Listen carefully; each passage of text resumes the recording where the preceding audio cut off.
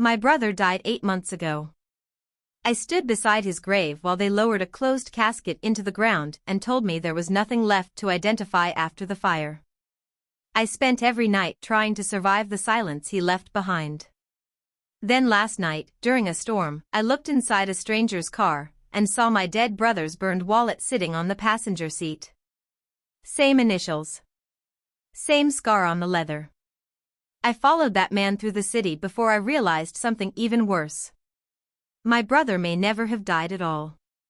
And what happened next, no one saw coming. Rain hammered the parking lot so hard it sounded like gravel hitting metal. I was halfway under a stranger's car trying to help him reconnect a loose battery cable when the passenger door suddenly swung open beside me. Something slipped from the seat and hit the wet pavement with a dull smack. A wallet. Burned leather. Dark brown. The edges cracked from fire damage. My hand moved before my brain did. I picked it up, and my entire body locked. My brother's initials were still carved inside. E.M. My throat closed instantly. For one violent second, the world stopped moving around me. The rain. The traffic. The blinking lights above the empty parking lot. Everything blurred except that wallet shaking in my hand. Ethan had been dead for 8 months. I buried him myself. Closed casket. Highway fire. Nothing left to identify, they said. Nothing except the wallet they found near the wreckage. The stranger saw my face change. And panic exploded across his. Hey, he snapped, stepping toward me too fast. Give me that. He ripped the wallet from my hand hard enough to nearly tear it apart. His fingers trembled. Not anger. Fear. Real fear. He shoved it into his jacket and slammed the car door shut. My heart missed another beat. Why would a stranger be afraid of a dead man's wallet? I stared at him through the rain. Mid-50s. Exhausted eyes. Wet hair hanging over his forehead. Familiar somehow. Not his face. His movements. The way he checked the parking lot before speaking. The way Ethan used to whenever he thought someone was watching him. You okay? He asked carefully. I couldn't answer. Because one thought had already started screaming inside my skull. If Ethan died 8 months ago, why was his wallet sitting inside another man's car? The stranger climbed into the driver's seat immediately. Too quickly. His hand slipped once on the steering wheel before the engine roared alive. Then he drove out of the parking lot without another word. I stood there in the rain long after the taillights disappeared. Water dripped from my jacket sleeves. My fingers had gone numb. Somewhere behind me, a shopping cart rolled loose across the asphalt and slammed into a curb. The sound made me flinch. 8 months. 8 months since the funeral. I still remembered the smell of wet flowers inside the cemetery chapel. The black umbrellas. My sister-in-law collapsing against my shoulder while strangers whispered how tragic it all was. They never let me see Ethan's body. The fire was too severe, they said. Better to remember him alive. At the time, I believed them. Now I wasn't sure what I believed anymore. Neighbors had spent months watching me unravel after the funeral. They looked at me with that quiet pity people reserve for damaged men. The guy who still visited his brother's grave every Sunday. The guy who replayed old voicemails at 2 in the morning. The guy who couldn't let go. Maybe they were right. Because standing there in that parking lot, I suddenly felt like I was losing my mind. But grief doesn't explain initials burned into leather. Grief doesn't explain fear in a stranger's eyes. And grief definitely doesn't explain why my dead brother's wallet still existed outside a coffin. I ran to my truck. The engine coughed once before turning over. Across the lot, I caught one last glimpse of the stranger's car turning onto the main road. I pulled out after him instantly. The rain made everything harder to see. Red traffic lights smeared across the windshield like blood. Tires hissed over soaked pavement. The stranger changed lanes twice without signaling. Fast. Nervous. He kept checking mirrors. So did I. Every few seconds, another question crashed into my head. Who was he? How did he know Ethan? Why did he panic the moment I touched that wallet? And the biggest question of all. What if the body inside Ethan's coffin had never been Ethan at all? The stranger suddenly blew through a yellow light. I followed. A horn screamed somewhere behind me as another car slammed brakes too late. My knuckles tightened around the wheel until the skin turned white. The stranger kept accelerating, weaving through traffic like he was trying to disappear before I could catch up. That's when I realized something even worse. He wasn't just hiding. He was terrified someone would find him. Rainwater streaked across the windshield while downtown lights flickered against the glass. The stranger turned sharply into an older industrial district near the train tracks. Empty warehouses. Rusted fences. No traffic. Perfect place for secrets. I kept 3 car lengths behind him. My pulse hammered harder every second. Then the car slowed near a broken traffic sign. For one brief moment, the rear plate came fully into view under a street lamp. I grabbed my phone with one hand and snapped a picture through the windshield. The flash reflected off the rain. The stranger's brake lights immediately lit red. And slowly, his car stopped moving. I didn't go home after following the stranger's car. I drove straight to my sister-in-law's house instead. The rain had slowed by then, but my hands still wouldn't stop shaking. Every red light felt too long. Every second felt wrong. By the time I pulled into her driveway, I had already replayed the parking lot scene at least 50 times in my head. The wallet. Ethan's initials. The fear in that man's eyes.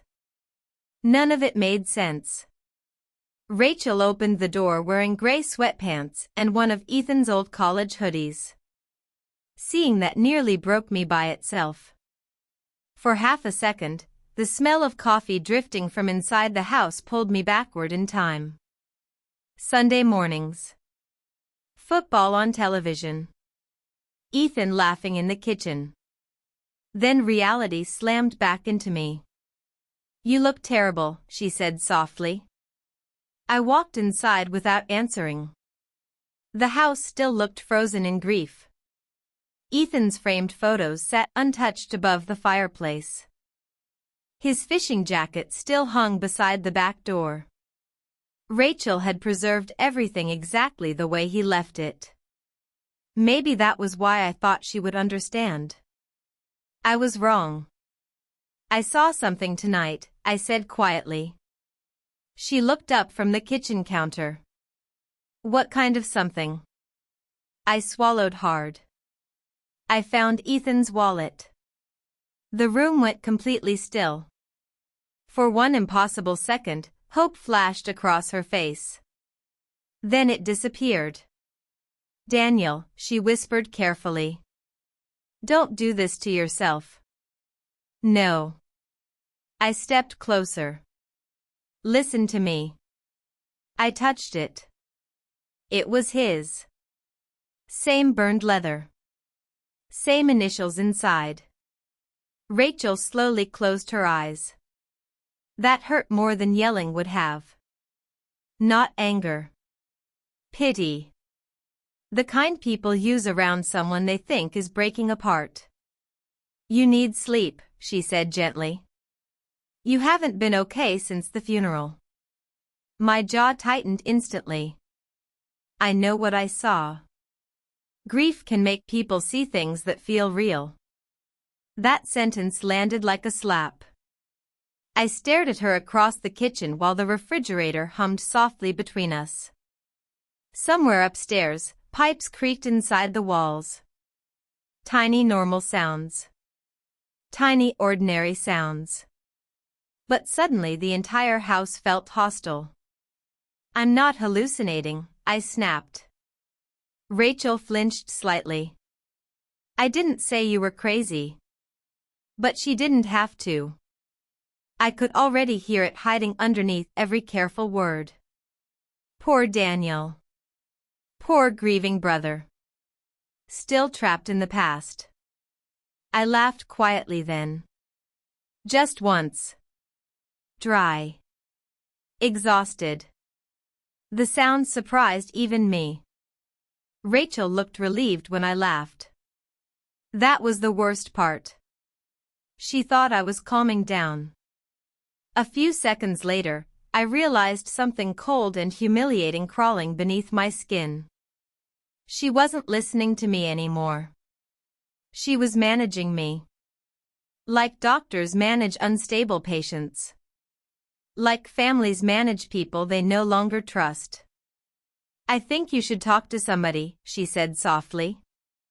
Maybe a therapist. Or Dr. Klein again. There it was. I looked away before she could see my face change. Outside the kitchen window, rainwater slid slowly down the glass beneath the porch light. I suddenly remembered the whispers at Ethan's funeral. The neighbors standing near the cemetery gates while I refused to leave after everyone else had gone home. He's taking this really badly.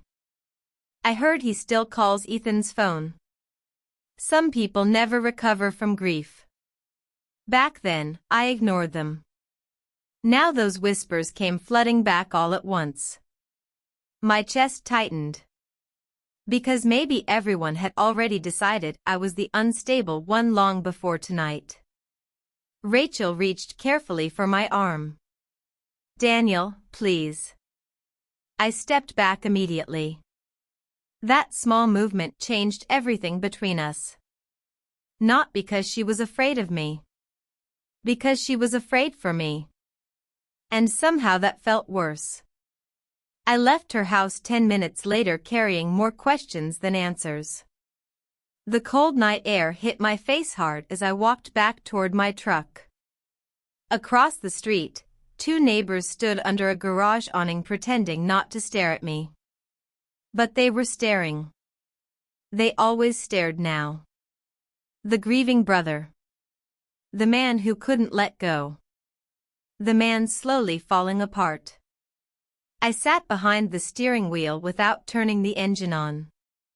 My reflection stared back at me through the rain-streaked windshield. Tired eyes. Hollow face. Someone I barely recognized anymore. Maybe this is how people disappear without dying. Not through fire. Not through funerals. Through doubt. Because there's a moment when people stop looking at you like a human being and start looking at you like a problem to manage. And once that happens, the loneliness becomes heavier than the grief itself. I closed my eyes. But one question still refused to leave me alone. If everyone thought I was losing my mind, then why was that stranger so terrified of Ethan's wallet? If you've ever felt that cold moment when something in your life suddenly stopped making sense, stay with me until the end of this story.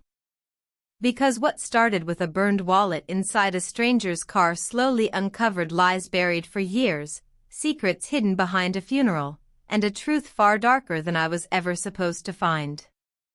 Every answer only made the mystery worse. And by the time I finally understood what really happened to my brother, it was already too late to turn back. I barely slept after leaving Rachel's house. Every time I closed my eyes, I saw that burned wallet sliding across the wet pavement again. Ethan's initials. The stranger's panic. The way he grabbed it back like his life depended on it.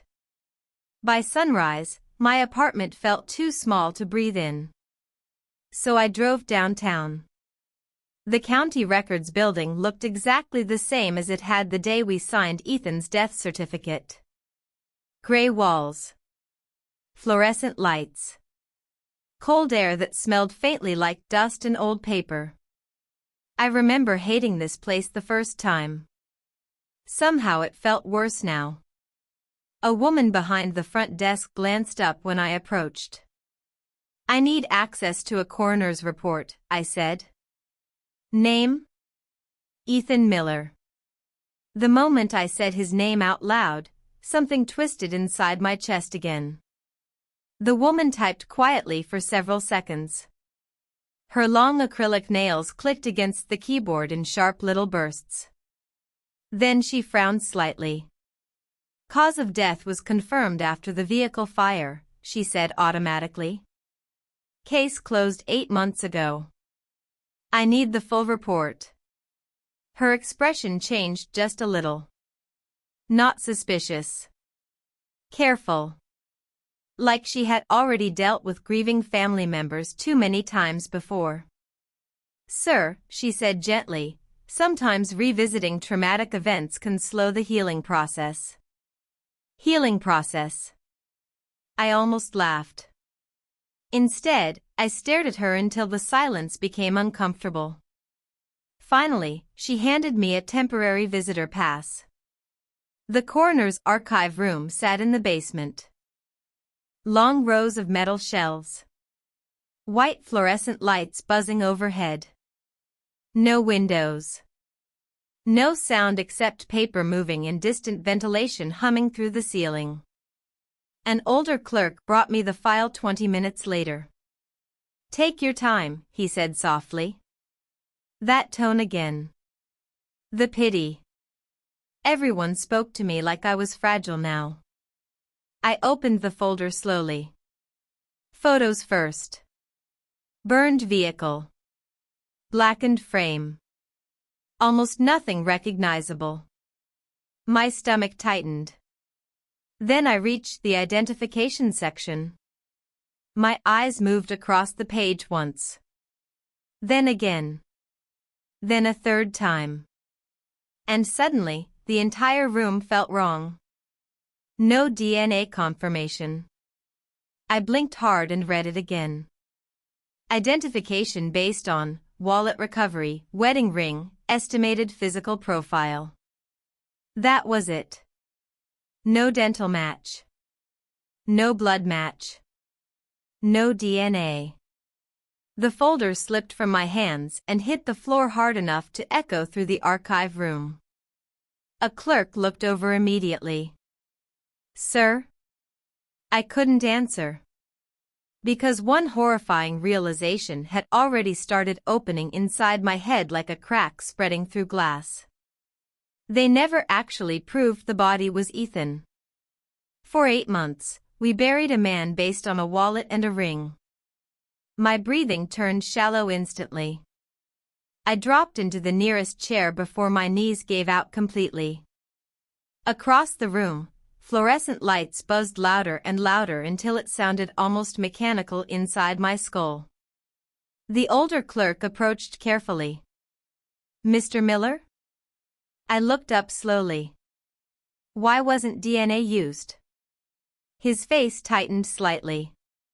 "The body condition made recovery difficult." "That's not what I asked."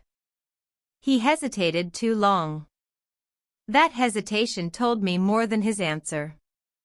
"Sometimes," he said carefully, "families need closure faster than laboratories move." Closure. There was that word again. Closure. Like grief was paperwork. Like burying someone without certainty was somehow normal. I stood up too quickly. "So you guessed?" My voice cracked harder than I wanted. "You buried someone because you found a wallet?" "Sir, Please lower your voice. No. Tell me whose body we buried. People were staring now. Two workers near the back shelves had stopped talking completely.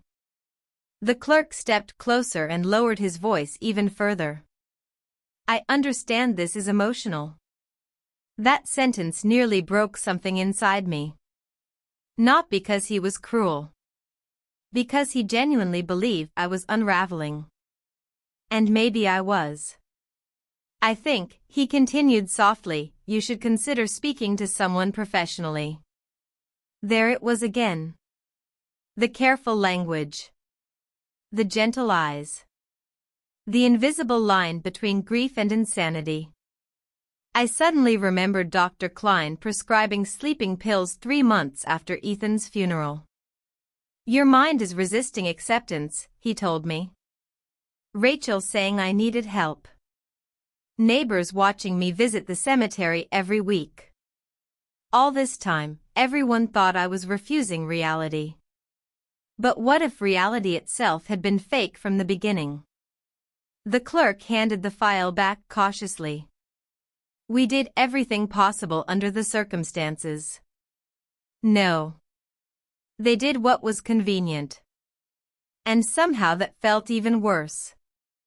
I left the archive room carrying copies of the report with shaking hands. The elevator ride back upstairs felt endless. Every reflection in the mirrored walls looked unfamiliar now. Outside, the morning air hit cold against my face. Cars passed normally. People crossed streets normally. The entire city kept moving like nothing had changed. But something had changed.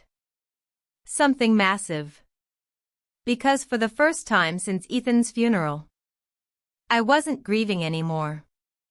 I was hunting. And somewhere out there, a terrified stranger still had my dead brother's wallet. I went back to the industrial district that same night. I told myself I only wanted answers. That was the lie I used to justify following the stranger again. But deep down, something darker had already taken over. Obsession. The kind that crawls into your chest and replaces sleep with adrenaline. The rain had stopped, but the streets still glistened under broken neon signs and weak yellow traffic lights. I parked half a block away and killed the engine. Ahead of me, the stranger's car sat outside an old roadside motel with flickering letters missing from the sign. Vac NCY. One letter blinking weakly on and off. The place looked forgotten. Which made it perfect for hiding. I watched the second-floor walkway for almost 20 minutes before the stranger finally appeared near room 12. Hood up. Nervous movements. Constantly checking behind him. Fear again. Not guilt. Not paranoia. Fear. He unlocked the motel room and disappeared inside. I should have left. Instead, I waited until the hallway went quiet, then crossed the parking lot slowly. Gravel crunched beneath my boots loud enough to make my pulse spike. The motel smelled like wet carpet and cigarettes left burning too long. Room 12 had thin curtains. And one of them wasn't fully closed. That tiny mistake changed everything. I moved closer carefully and looked through the narrow opening.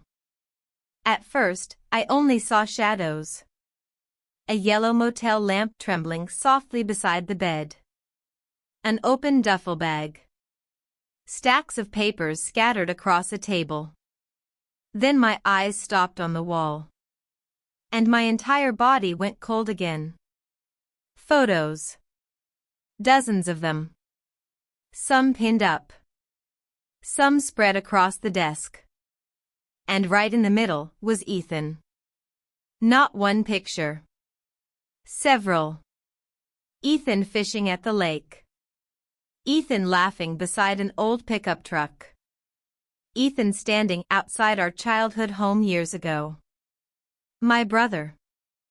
alive inside another man's motel room. I staggered backward slightly, nearly hitting the railing behind me. My breathing turned shallow again. Inside the room, the stranger sat heavily on the edge of the bed and rubbed both hands across his face like someone carrying exhaustion too heavy to hide anymore. Then I noticed something else. One of the photographs had been ripped across the corner. My face had been torn out of it. The realization hit slowly. This wasn't random. This man didn't just know Ethan. He knew our family. A low buzzing sound filled my ears while questions crashed into each other inside my head. Who was he? Why did he have years of Ethan's life hidden inside a motel room? And why was my face missing from that photo? The stranger suddenly picked up another picture from the desk.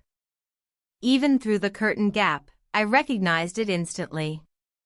It was from Ethan's 35th birthday. I took that picture myself.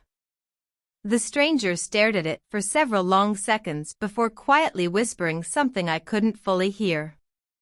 But I caught one word clearly. Brother. My stomach dropped. Not friend. Not partner. Brother. I froze completely outside that motel window while the yellow lamp flickered against peeling wallpaper behind him. Somewhere far off, a train horn echoed through the city night. And for the first time since Ethan's funeral, a terrifying new possibility entered my mind. Maybe losing someone isn't the scariest thing after all. Maybe the real horror begins when you realize the people you loved had entire lives hidden behind locked doors you were never meant to open. Entire memories. Entire relationships. Entire truths. And suddenly every version of your past feels incomplete. I stared through that curtain one last time while the stranger lowered his head into his hands inside the dim motel room. Then another question slowly rose inside me. If this man called Ethan brother, then who the hell was I really chasing? I should have walked away from that motel. Instead, I went back an hour later with a tire iron in my truck and my pulse hammering so hard it felt dangerous. The second-floor walkway was empty now. Room 12 sat in darkness except for the weak yellow motel lamp still glowing through the curtains. No car outside. No movement. My instincts screamed that this was a bad idea. I ignored them.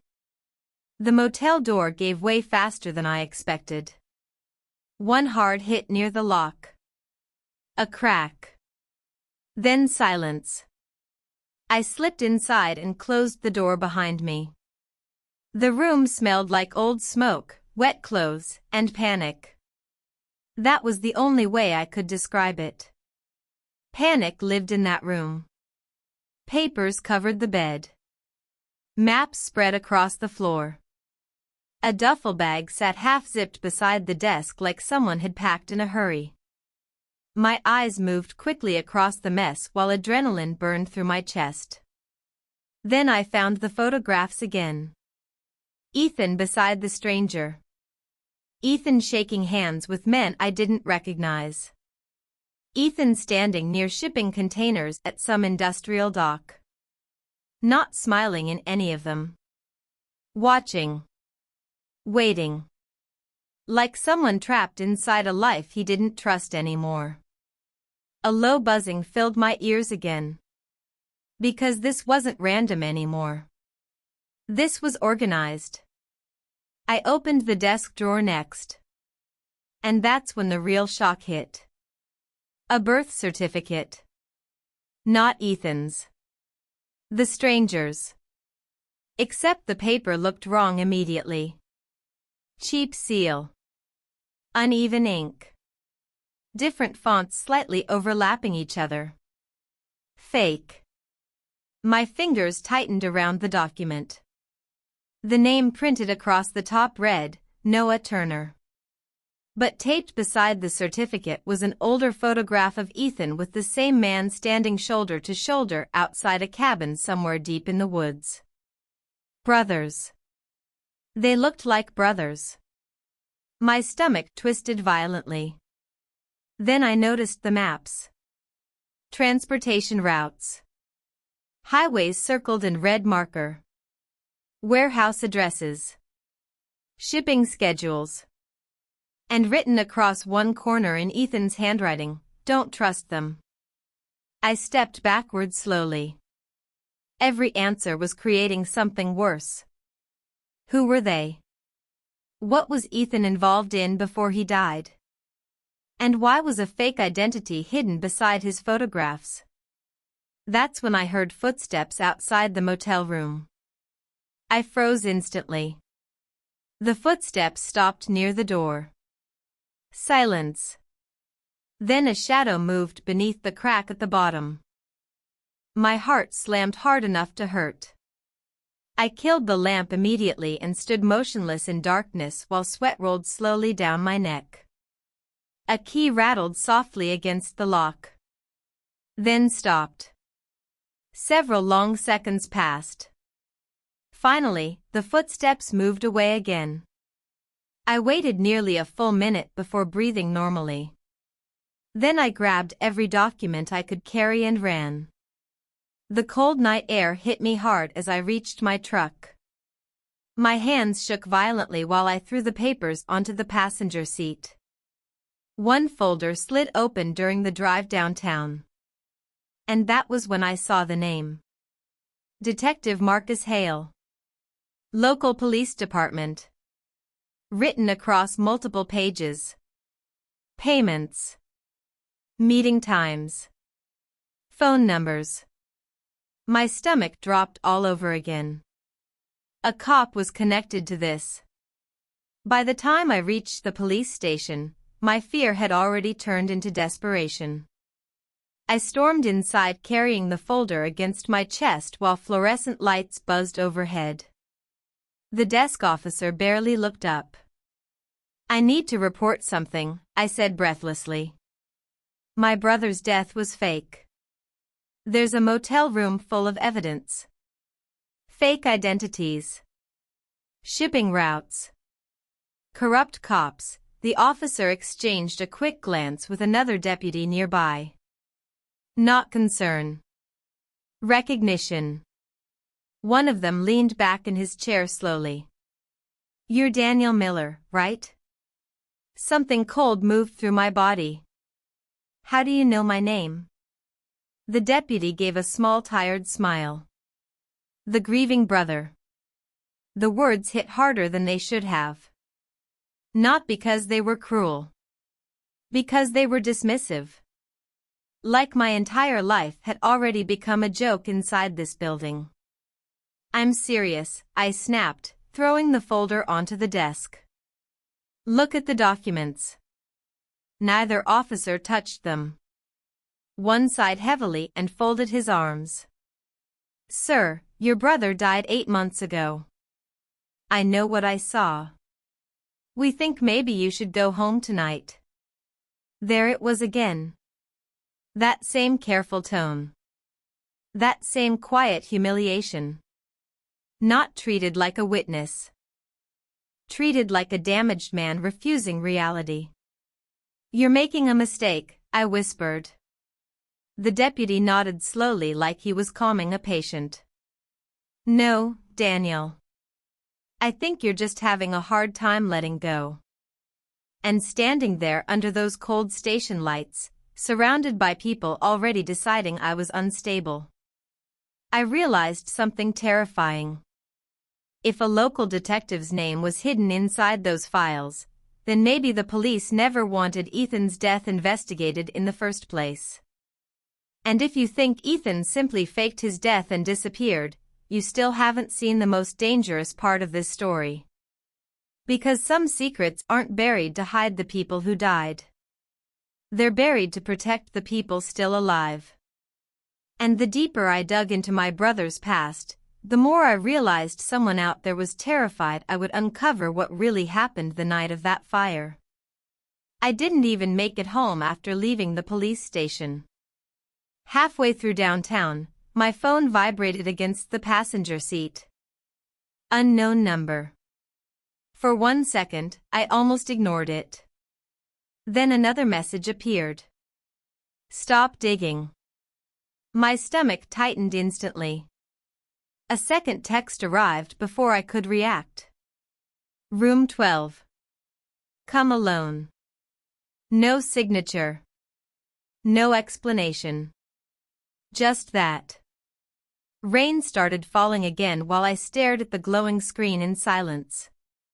Tiny drops tapped against the windshield like fingers trying to get inside the truck. Every instinct told me this was a setup. I drove there anyway. The motel parking lot looked emptier than before. One flickering yellow lamp buzzed above the second-floor walkway while distant train sounds rolled through the industrial district like thunder. Room 12's door sat slightly open. That terrified me more than if it had been locked. I climbed the stairs slowly. Every step creaked beneath my boots. Every shadow looked wrong. The room was dark except for the weak motel lamp near the bed.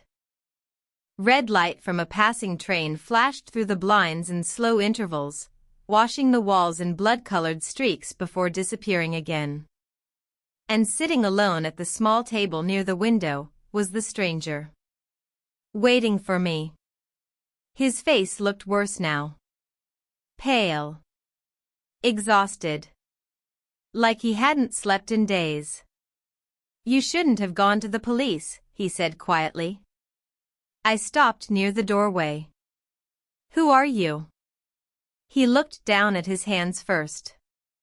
Then finally answered. My name is Noah. Silence swallowed the room immediately. My pulse climbed higher.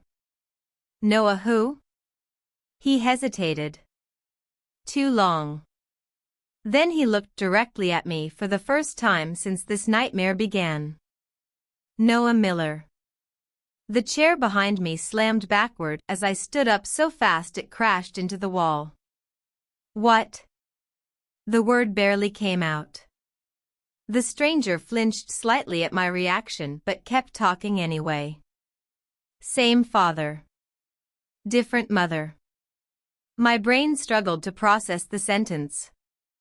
No, I whispered. Ethan didn't have a brother. He didn't know until 3 years ago. Everything tilted sideways inside my head. The room suddenly felt too small. Too hot. I stared at Noah while dozens of memories collided at once. Ethan disappearing for days without explanation. Strange phone calls. The paranoia near the end of his life. All this time, there had been another family. Another brother. Another secret life. Where is Ethan? I demanded. Noah's jaw tightened instantly. Outside, a freight train roared past the motel. The entire window rattled violently while red warning lights swept across the room again and again. Then Noah finally spoke. He's alive. My knees nearly gave out. For a second, I honestly thought I might black out.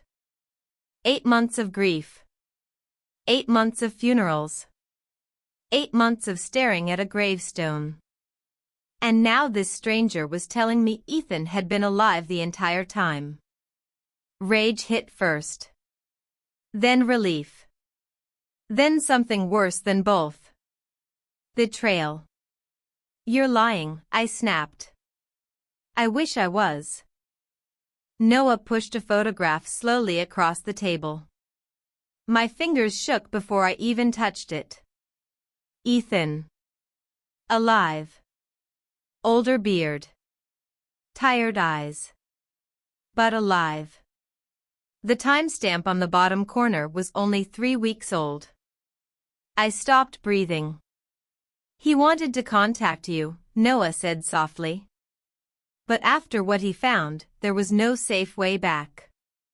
I looked up sharply. What did he find? Noah leaned back slowly while distant sirens echoed somewhere outside. Then he told me the part that changed everything. Ethan had discovered a money laundering operation running through shipping routes outside the city. Containers. Fake manifests. Millions moving through warehouses disguised as freight transport. And local police were protecting it. The room felt colder with every sentence. Ethan tried to report it, Noah continued. That's when they started watching him. Who's they? Noah laughed once. Not because it was funny. Because he sounded exhausted. Cops. Port security. People with money. People who make witnesses disappear. Red train lights flashed across his face again. For one horrible second, he looked almost identical to Ethan. He found documents, Noah whispered. Names. Transactions. Routes. Enough to destroy all of them. And the fire? Noah looked away. That wasn't supposed to happen. Silence hit harder than shouting. My chest tightened slowly. Because suddenly the pieces were starting to connect. The fake identities. The corrupt detective. The motel. The fear. None of this had ever been about grief. It was survival. And somewhere out there, my dead brother was still running for his life. Noah didn't speak for a long time after telling me Ethan was alive. The motel room sat in near darkness while rain tapped softly against the windows. Somewhere outside, another freight train rolled past the industrial district, making the thin glass tremble inside its frame. Then Noah finally opened a folder lying beside the lamp. You still don't understand what Ethan gave up, he said quietly. He slid several papers across the table toward me. Government records. Bank statements. Death certification documents. At first, none of it made sense. Then I saw Ethan's name stamped across one page in bold red letters, deceased. My chest tightened instantly. Noah watched my reaction carefully. Legally, he whispered, your brother no longer exists. I looked up slowly. What does that mean? It means the government considers him dead. His social security number was terminated. His accounts were frozen. His medical records sealed. His property transferred. Every sentence sounded more horrifying than the last. A man still breathing somewhere out there, but erased from the world like a corpse. I stared at the documents while something cold spread through my stomach. Ethan had sacrificed more than his name. He had surrendered his entire existence. No identity. No bank access. No legal life. Nothing. He can't even contact hospitals without triggering alerts, Noah continued. If facial recognition catches him anywhere public, the wrong people find out he's alive. The motel lamp flickered weakly beside us. And suddenly I understood why Noah looked terrified all the time. Because Ethan wasn't hiding anymore. He was trapped. A living man treated like a dead body, I whispered. Noah looked away without answering. That silence hurt worse than confirmation. Then he handed me something else. A tablet. The screen lit up instantly. Video footage. A church. Black umbrellas. People crying. My stomach dropped before my brain caught up. Ethan's funeral. I stared at the screen in disbelief while shaky camera footage showed mourners filling the chapel. Rachel crying against my shoulder. Flowers surrounding the closed casket. Me standing beside the grave trying not to collapse. Then Noah paused the video and zoomed in. Near the back corner of the church parking lot, inside a dark SUV, sat Ethan, watching his own funeral through a live stream on his phone. Alive. Alone. His face looked hollow. Exhausted. Broken in ways I had never seen before. At one point he covered his mouth with his hand like he was trying not to make a sound. My throat closed instantly. He wanted to get out of the car, Noah said quietly. Twice. I couldn't breathe. He almost came back during the burial. The image blurred slightly because tears suddenly filled my eyes before I even realized it. 8 months. 8 months thinking my brother abandoned us. And the entire time, he was grieving us too. From a parking lot. From hiding. From exile. That realization nearly destroyed me. Because suddenly every memory changed shape again. Ethan missing birthdays. Ethan disappearing before family dinners. Ethan acting paranoid during his final months. He wasn't pulling away from us. He was trying to keep us alive. Noah leaned forward carefully. The FBI moved him between safe houses after the fire, he said. They've been building a case against everyone involved. Hope hit me so suddenly it almost hurt. So this ends soon? I think so. For real? Noah nodded slowly. They finally have enough evidence. Once Ethan testifies, this whole thing should be over. For the first time since the nightmare began, relief cracked through the fear inside my chest. Maybe this could actually end. Maybe Ethan could come home. Maybe the funeral, the lies, the fear, all of it had been leading somewhere. I almost laughed from exhaustion. Then I just need to see him, I whispered. Noah gave a small tired smile. I know. And for one fragile moment, everything finally felt survivable again. That feeling lasted less than 3 hours. I woke suddenly near dawn inside the motel room chair. Silence. Too much silence. The lamp still glowed beside me. But Noah was gone. My heart jumped instantly. Noah? No answer. The bathroom was empty. The parking lot outside was empty too. Then I noticed the motel door hanging slightly open. Cold air drifted inside. Every instinct inside me screamed at once. Something was wrong. I grabbed the folder from the table and froze. The documents were gone. So was the tablet. Every drawer in the room had been ripped open. Mattress flipped. Papers scattered everywhere like someone had searched the room in a hurry. The motel had been torn apart. Panic surged violently through my chest. I backed toward the window carefully. That's when I saw it. Across the parking lot, a dark sedan sat motionless beneath the flickering motel sign. Engine running. 2 figures inside. Watching the room. Watching me. And suddenly I realized the most terrifying part of all. Maybe Noah hadn't disappeared. Maybe someone had taken him. I didn't sleep after seeing the black sedan outside the motel. I drove for nearly 2 hours through empty back roads while headlights kept appearing behind me, disappearing, then returning again. Every mirror felt dangerous now. Every parked car looked occupied. Every silence felt staged.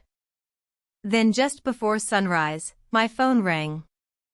Unknown number again. I answered instantly. Static. Heavy breathing. Then Ethan's voice. Daniel, listen carefully. My entire body locked. For one impossible second, I forgot how to breathe. Not a memory. Not a voicemail. My brother. Alive. I pulled the truck onto the side of the road so hard gravel exploded beneath the tires. Ethan? Silence. Then another breath. You can't trust the police. You can't trust anyone connected to the port. There's a cabin north of Blackwood Lake. Come alone. The line died immediately after that. I sat there gripping the phone with shaking hands while dawn slowly bled across the horizon. My pulse wouldn't slow down. 8 months of grief suddenly collided with rage, relief, confusion, and something dangerously close to panic. He was alive. Actually alive. And somewhere deep inside me, another emotion had already started growing. Anger. Because while I buried him, he was still breathing. The cabin sat hidden deep in the woods beyond Blackwood Lake. No road signs. No nearby houses. Just wet trees, fog, and silence thick enough to feel alive. My truck tires crunched slowly across gravel while cold morning mist drifted between the pines. Then I saw movement near the porch. A man stepped out holding a shotgun low against his leg. My heart nearly stopped. Ethan. Older beard. Thinner face. More gray in his hair than I remembered. But it was him. Every instinct inside me recognized him before my mind fully could. I stepped out of the truck. And forgot every word I planned to say. My mouth opened. Nothing came out. My hands started shaking so badly I had to lock them against my sides. Ethan stared at me the same way. Frozen. Like neither of us fully believed the other was real. For a second, all I heard was wind moving through the trees. Then Ethan whispered my name. Danny, that almost destroyed me. I staggered forward once before stopping again. Rage and relief crashed together so violently inside my chest it physically hurt. Part of me wanted to hug him. Another part wanted to hit him for disappearing. You let us bury you, I said finally. My voice cracked hard on the last word. Ethan lowered his eyes instantly. I know. Rachel crying over an empty coffin flashed through my head. The cemetery. The grave. 8 months of talking to a headstone while my brother hid in the shadows somewhere watching us suffer. You watched your own funeral. Ethan looked away completely. I had no choice. Bullshit. The word exploded out of me louder than I intended. Birds scattered from nearby trees instantly. You let Mom think you burned to death. She would have died if they found out I was alive. Silence slammed between us. Heavy. Ugly. Real. Then Ethan slowly lowered the shotgun onto the porch floor and stepped closer. The FBI has most of them now, he said quietly. The shipping routes. The money laundering. The cops protecting it. It's almost over. Hope hit me again despite everything. You're safe. I think so. You think so? Ethan nodded once. There's a federal task force involved now. Witness protection. Surveillance. They've been building the case for months. For the first time since this nightmare started, the pressure inside my chest loosened slightly. Maybe this really was ending. Maybe Ethan could finally come home. Maybe all the lies and fear had actually meant something. Then tires suddenly screamed somewhere down the dirt road. Every head snapped toward the trees. A black SUV burst through the fog too fast. Ethan cursed instantly. Get down. The first gunshot shattered the cabin window before I even fully processed what was happening. Glass exploded across the room. An FBI agent I hadn't even realized was inside the cabin stumbled backward with blood erupting across his throat. The sound that came out of him didn't even sound human. I hit the floor hard while Ethan grabbed the shotgun again. More gunfire ripped through the walls.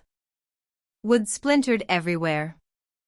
The dead agent collapsed against the kitchen table, knocking over a coffee mug that shattered across the floor beside him. Everything Ethan told me about safety vanished in less than 5 seconds. Move! Ethan shouted. His voice sounded completely different now. Not my brother anymore. Survival mode. Another bullet tore through the cabin wall inches above my head. Outside, tires spun violently in the mud while men shouted over each other. My breathing turned ragged instantly. There's a leak, Ethan snapped while reloading. Someone inside the FBI gave us up. The realization hit like ice water. This thing was bigger than corrupt cops. Bigger than fake deaths. Bigger than hidden money. Someone inside federal protection had betrayed them. And suddenly nowhere felt safe anymore. The gunfire finally stopped after what felt like forever. Silence crept slowly back into the woods around the cabin, broken only by the crackling sound of shattered glass settling across the floor. Smoke drifted through the air. My ears rang so hard I could barely hear my own breathing. The dead FBI agent still lay beside the overturned kitchen table. Blood spreading slowly beneath him. Ethan checked the windows one last time before lowering the shotgun slightly. His hands trembled now. Not from fear anymore. From exhaustion. We have to move, he muttered. But I couldn't move. Because something inside my head had already started connecting pieces faster than I wanted. The fake identities. The corrupt cops. The years of hiding. The way Ethan always looked terrified near the end. I stared at him through the dim cabin light. Who started all this? Ethan froze instantly. That reaction alone told me the answer was bad. Outside, wind pushed against the trees hard enough to make the cabin walls groan softly. The darkness beyond the windows suddenly felt endless. Then Ethan finally spoke. Frank. The name hit strangely at first. Not shock. Recognition. Our stepfather. The man who raised us after Dad died. The man who taught Ethan how to drive. The man Mom trusted with everything. No, I whispered immediately. Ethan looked away. He's the reason this entire thing exists. Something cold moved slowly through my chest. That's impossible. It started years ago, Ethan continued quietly. Long before the shipping routes. Long before the money laundering. Frank had connections at the port before we were even teenagers. My stomach tightened harder with every word. Suddenly old memories started reopening inside my head one after another. Frank disappearing for days without explanation. Cash hidden inside toolboxes in the garage. Mom crying quietly in the kitchen after arguments we were never allowed to hear. Ethan being forced to help with deliveries late at night when he was barely 16. At the time, all of it felt normal. Now every memory looked poisoned. You remember those road trips he used to take me on? Ethan asked. I nodded slowly. He wasn't teaching me responsibility. The room felt colder. He was teaching me routes. A sharp pressure exploded behind my ribs. Because suddenly my entire childhood began changing shape in real time. Every family dinner. Every holiday. Every silence. Every strange moment we ignored because we were kids. None of it had been normal. We were raised inside something rotten without even knowing it. He used us, Ethan whispered. From the beginning. I stepped backward slowly until my legs hit the edge of the couch. No, but the denial sounded weak even to me now. Because deep inside, I already knew Ethan was telling the truth. I remembered Frank screaming at Mom anytime she questioned finances. I remembered Ethan showing up bruised once after refusing to drive somewhere in the middle of the night. I remembered how terrified Mom looked near the end of her life every time Frank entered the room. Not fear of anger. Fear of him. The realization crawled slowly across my skin like ice water. Our family had never really been a family. It had been control. Manipulation. Fear disguised as normal life. Ethan opened another folder from the cabin table and tossed it toward me. Paperwork scattered across the floor near my boots. Bank transfers. Property documents. Legal authorizations. Then my eyes stopped on one phrase. Power of attorney. Mom's signature sat trembling at the bottom of the page. What is this? I asked quietly. Ethan's face hardened instantly. Frank controlled everything after Mom got sick. I stared at the document in disbelief. Medical authority. Financial authority. Asset control. Every part of her life transferred into Frank's hands years before she died. She thought he was protecting us, Ethan said bitterly.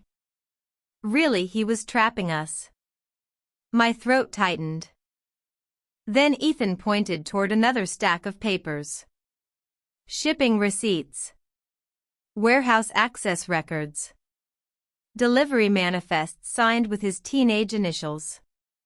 He started using me when I was 14. I looked at him sharply.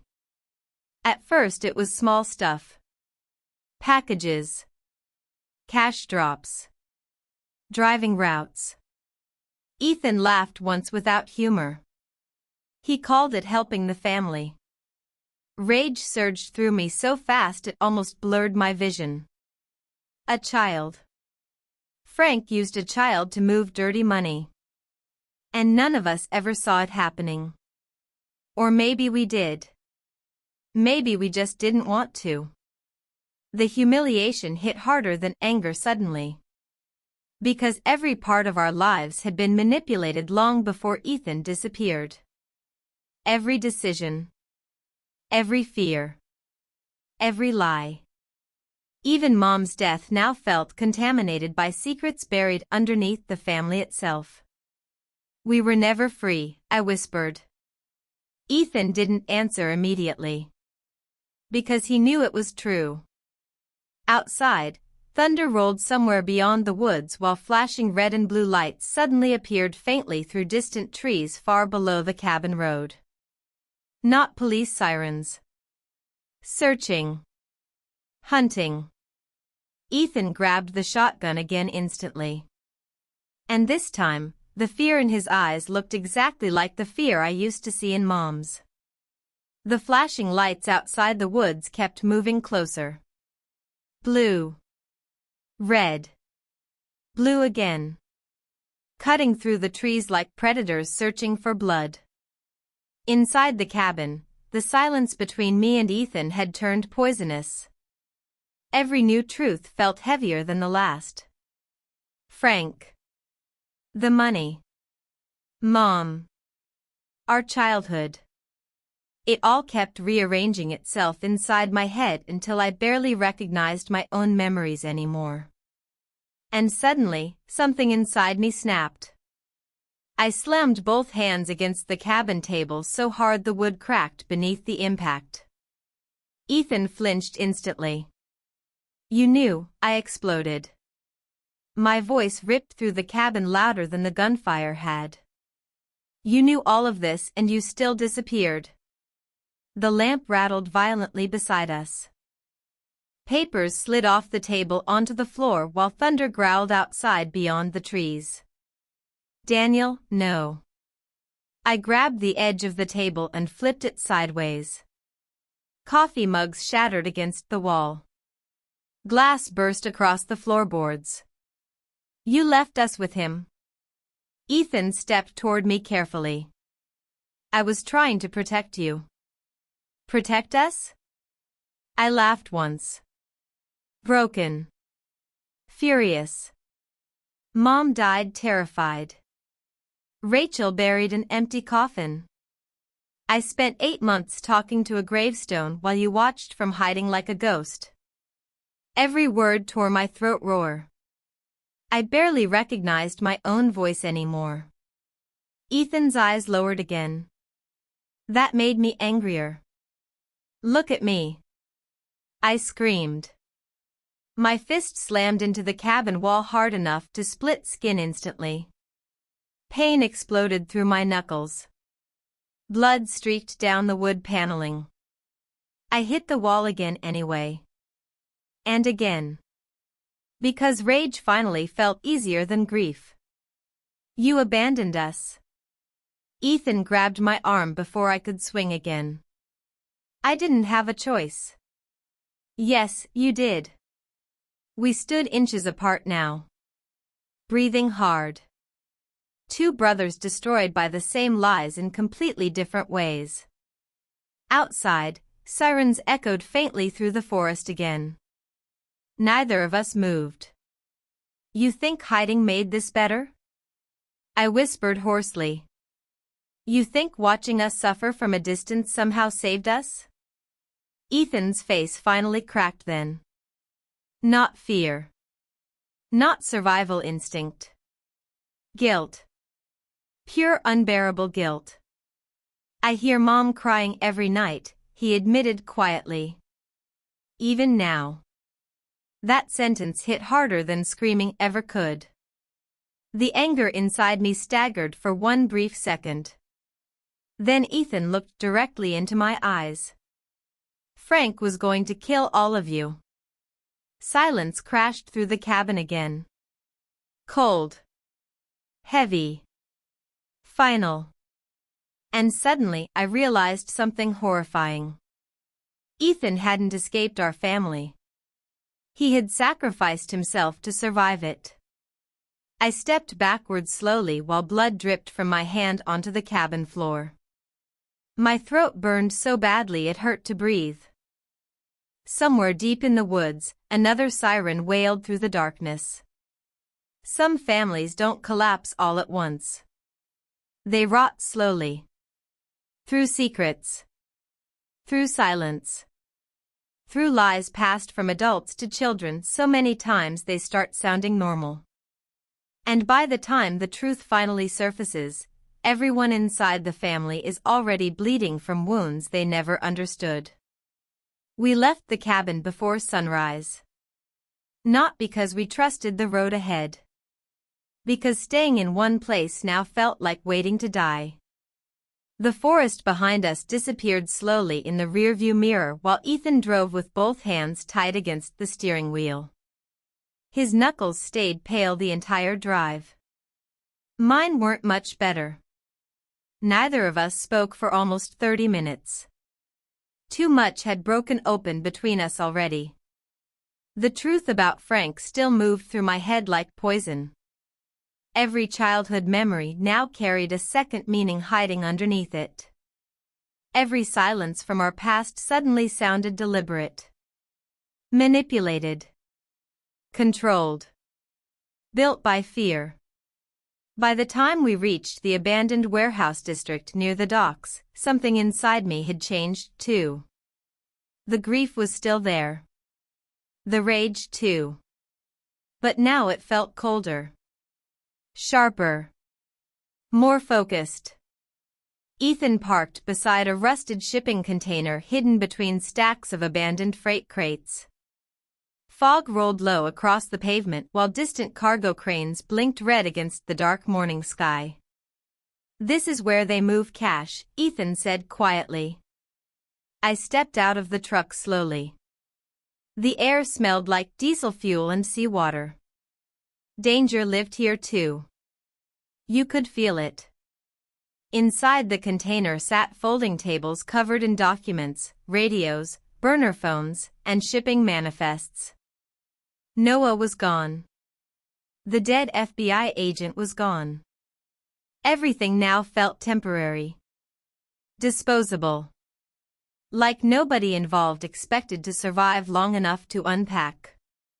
Ethan tossed me a prepaid phone. "New number every 6 hours," he muttered.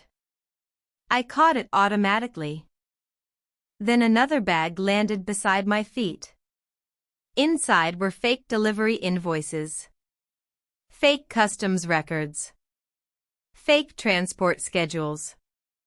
"We feed them bad information," Ethan explained. "Flush them out. Make them panic." I looked up sharply. "You want them moving. I want them exposed." That was the moment I realized my brother wasn't hiding anymore.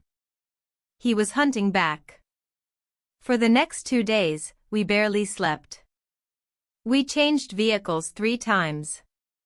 Burned old documents inside steel barrels behind abandoned warehouses. Destroyed phones after single calls. Followed shipping containers through port cameras Ethan still secretly had access to. Every movement felt calculated. Every silence loaded. One wrong mistake now could get both of us killed. But the strangest part? The fear inside me slowly stopped shaking.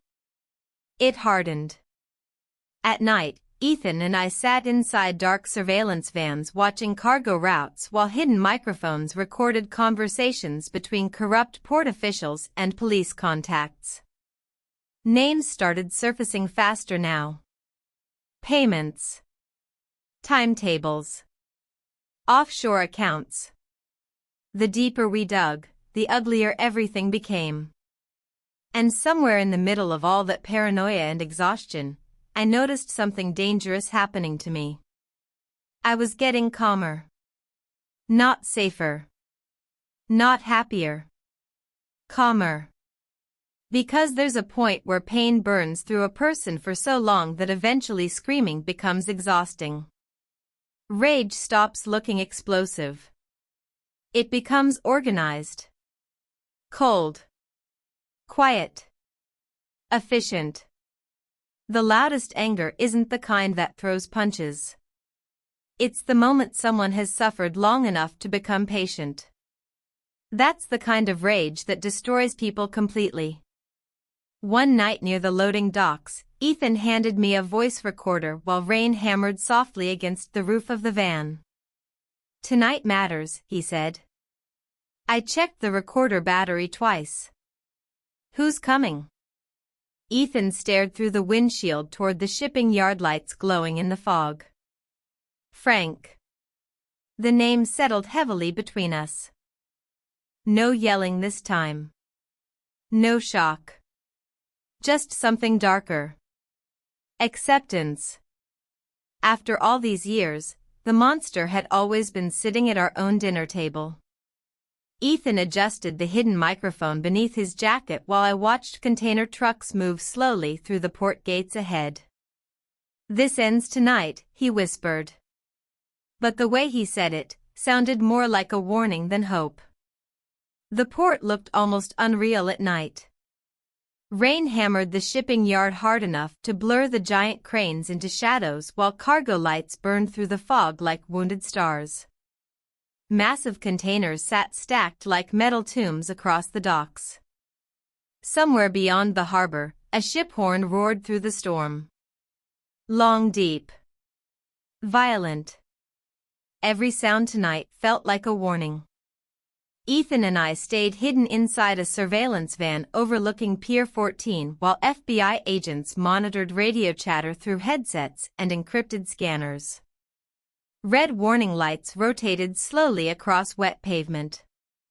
Forklifts moved between containers like ghosts disappearing into rain. "This shipment matters," Ethan whispered.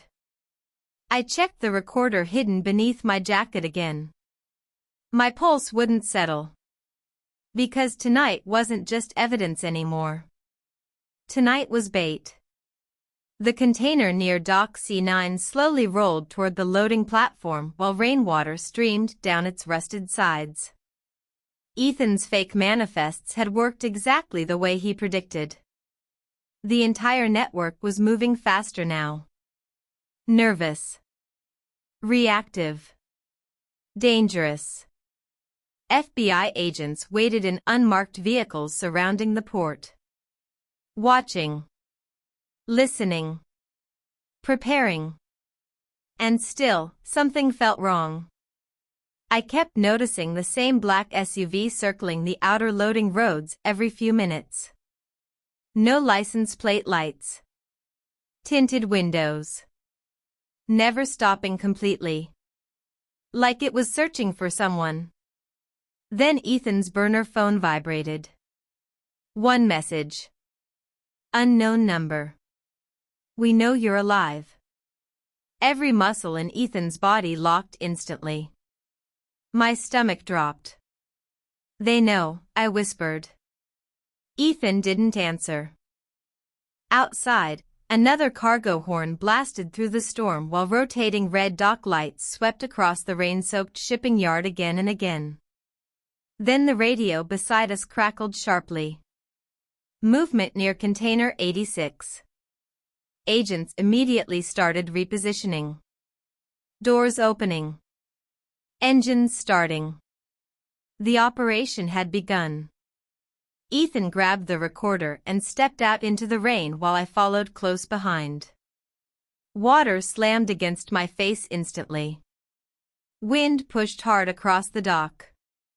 Somewhere nearby, chains rattled violently against metal containers. Everything suddenly moved too fast. FBI agents spread through the shipping lanes. Flashlights cut through darkness.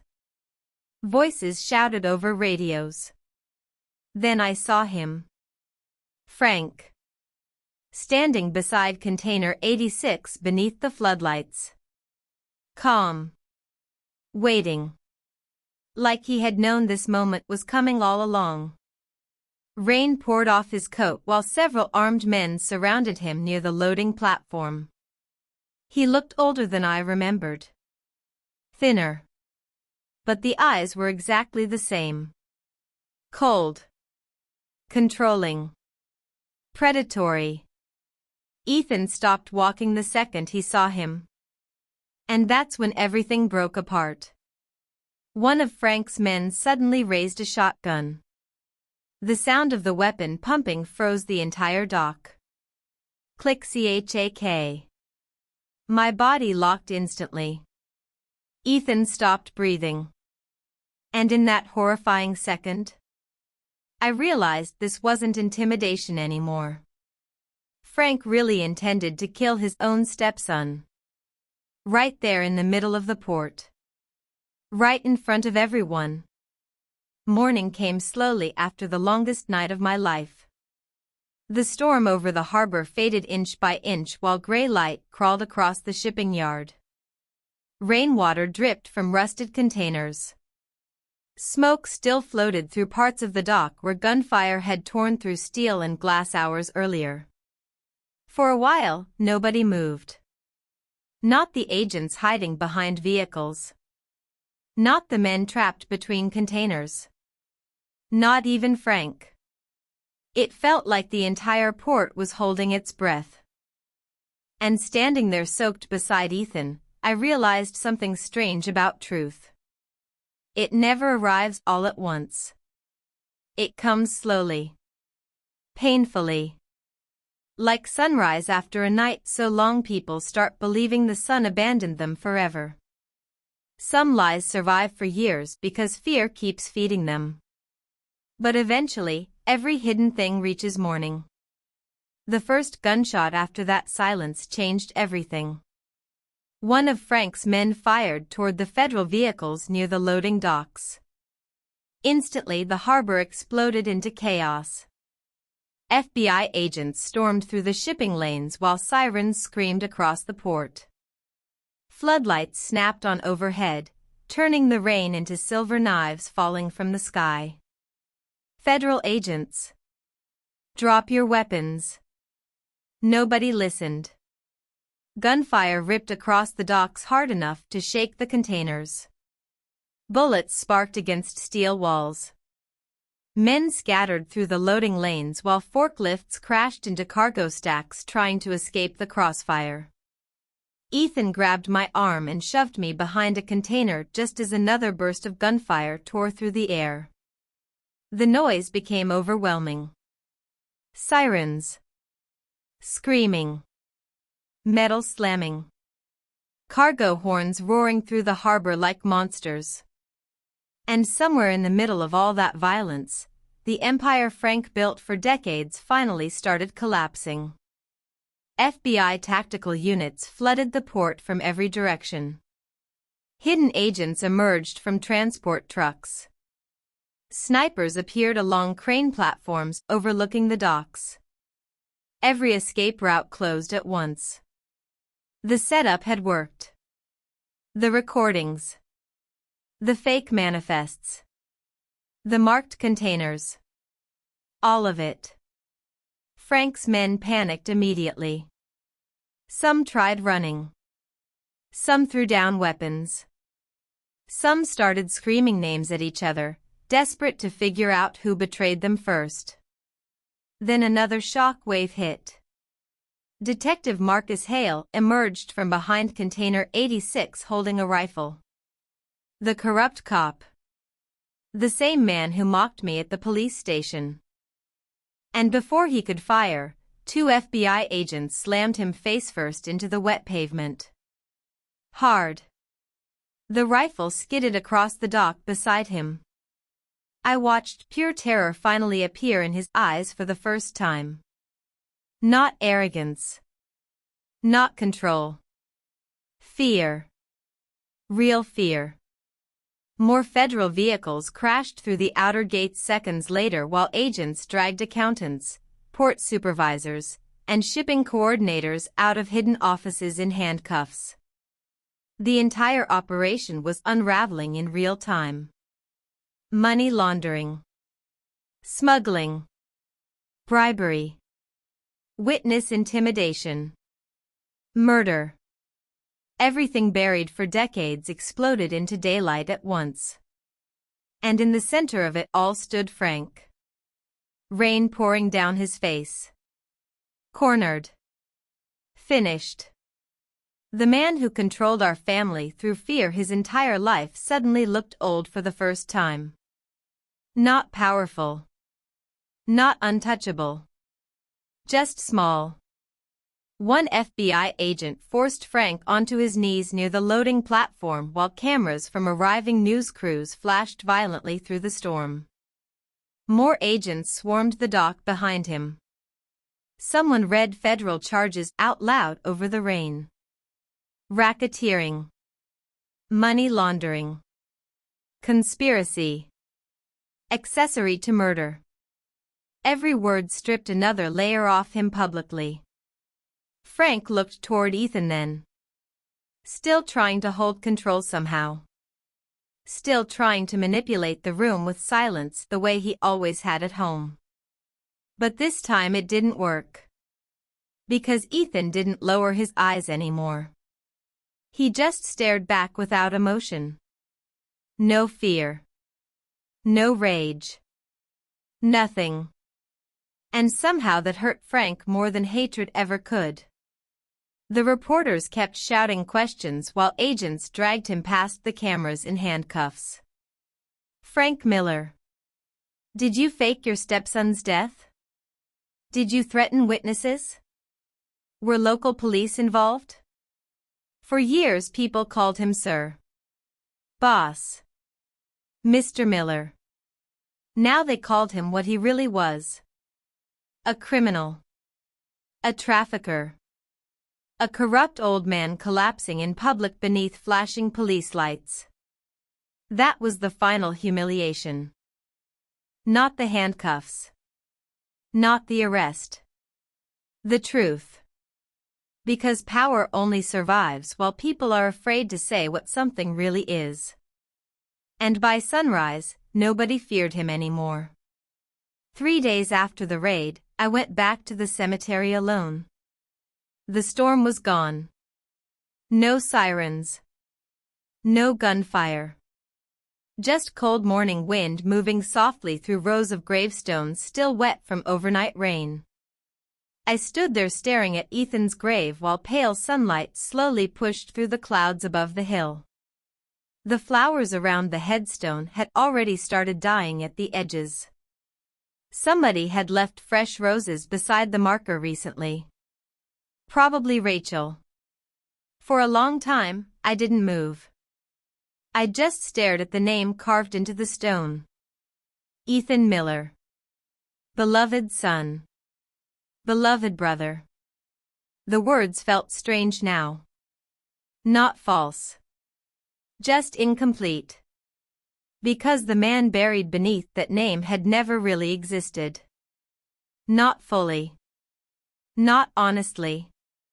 The grave didn't bury my brother. It buried the final innocent version of our family. The version that believed love automatically meant safety. The version that thought parents always protected their children. The version that trusted silence because silence felt easier than truth. Wind brushed softly across the cemetery while distant church bells echoed somewhere beyond town. I slipped my hands into my coat pockets and looked down at the wet grass around the grave. Funny thing about surviving lies, nobody tells you how exhausting freedom feels afterward. Frank was in federal custody now. The port network was gone. Corrupt officers were being arrested across 3 counties. For the first time in years, Ethan could finally exist again without hiding his face. And still, none of it erased what happened to us. Some wounds don't disappear after justice. They simply stop bleeding long enough for people to breathe again. I crouched slowly beside the headstone and brushed rainwater from the carved letters with my thumb. 8 months ago, I stood in this exact place believing my brother was dead. Now I understood something much darker. Some people survive death. And some people only truly begin living after the truth destroys every lie surrounding them. That was Ethan. That was me too. Because the real thing that died wasn't a body in that fire. It was fear. It was manipulation. It was the version of ourselves raised inside secrets so long we mistook survival for love. The morning sun climbed higher slowly behind the cemetery trees while warmth finally touched the stone. For the first time in almost a year, I didn't feel haunted anymore. Just tired. Human. Free. And somewhere beyond the hill, beyond the court cases and ruined lies and collapsing empires, my brother was still alive to see another sunrise. Some families don't lose each other because of death. They lose each other because of secrets.